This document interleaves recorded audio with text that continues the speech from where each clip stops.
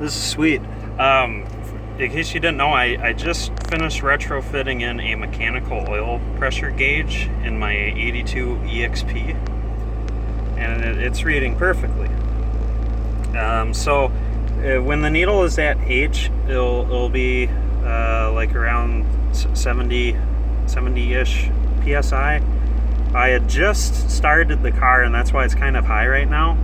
And then when I turn it off, it'll be all the way on the left here. But after a short drive, it should be, sitting in the normal range at all times while I'm driving.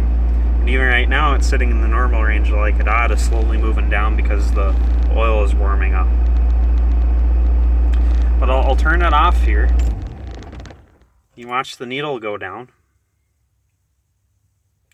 And just like the factory one, its resting place is just outside the range.